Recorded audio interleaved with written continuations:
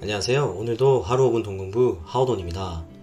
오늘은 자신도 모르게 집안이 점점 가난해지는 유형과 자신도 모르게 점점 집안이 부자가 되어가는 유형에 대해서 비교해 볼게요. 본인의 환경에서 자신의 집안이 점점 가난해지는 유형인지 아니면 부자가 되어가는 유형인지 비교해 보시면 될 것 같습니다. 점점 가난해지는 유형은 분명히 처음에 부모는 두 분 다 직장 생활을 하셨고 평생 성실하게 근무를 하였어요. 성실한 공무원 생활을 하시고 제때 나오는 월급으로 평생 편안한 삶을 사셨고 서울 중위권의 아파트에 사셨지만 자식들 결혼시키기 위해 아파트를 팔고 원래 살던 집 근처의 빌라로 집을 갈아타셨어요. 어렸을 때부터 부모는 부동산 투자나 대출 받기를 극도로 혐오하였고 자식들에게도 안전한 직장 생활을 권유하며 자식들 또한 안정적인 봉급쟁이 생활을 하며 자연스레 취업을 하게 되었어요. 자식들은 그러한 영역으로 대출 하나 없이 본인의 금액에 맞는 직장 근처 오피스텔을 하나 매입하게 되었고 시세는 몇 년이 지나도 변화가 없었어요. 남들이 부동산 투자나 주식, 코인을 외쳤을 때도 그저 월급만 받고 투자 생각은 없었어요.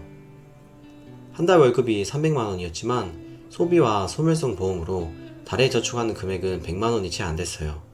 물가는 점점 오르고 투자해야겠다는 마음이 생겨 부동산 공부를 하다가 지역주택 관련 문자를 보게 되었어요. 지역주택 조합이 처음에 조합원 금액 조금만 넣으면 쉽게 조합원 자격이 주어진다고 해서 본인도 한번 조합원이 되어야겠다는 생각에 투자를 하게 되었죠. 하지만 3년 5년이 지나도 지역주택 조합은 지어질 생각도 안 하고 공사의 기미도 보이지 않게 되었어요. 결국 부동산 투자는 역시 하면 안 된다는 부모님 교훈을 되새기게 되었죠. 그 와중에 예전에 부모님이 팔았던 아파트는 재건축이 들어간다는 소식을 접하게 되었어요. 다시 한번 자신의 집안은 부동산과 운이 맞지 않다고 생각하며 스스로 부의 사다리를 끊어버리게 되었어요.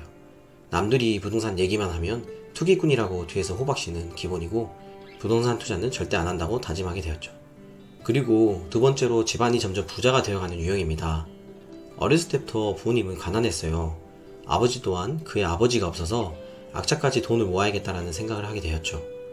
부모님은 결혼해서도 돈이 없어 월세와 상하방을 전전하다가 겨우겨우 절약하여 돈을 모아서 도시에서 가장 허름한 주택을 매입하게 되었어요.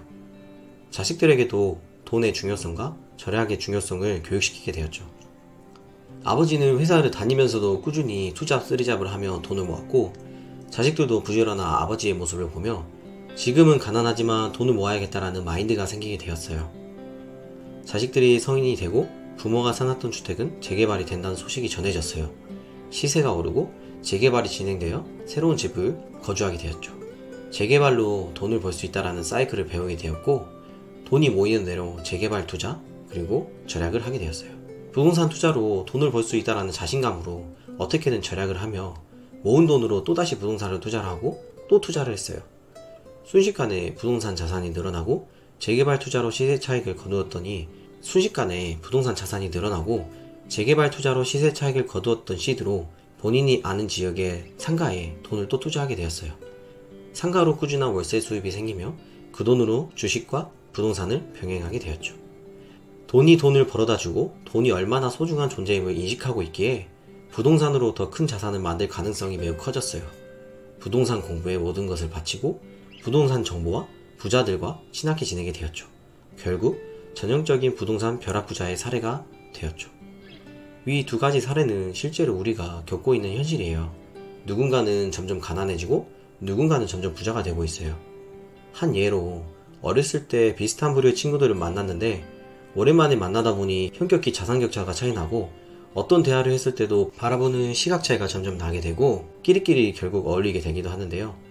서로 간의 인생에서 주어진 시간은 많았지만 그만큼 노력하여 더 자산을 늘리는 사람이 있는 반면에 안락하고 안정적인 삶만을 추구하다가 많은 기회를 놓친 부류들도 존재해요.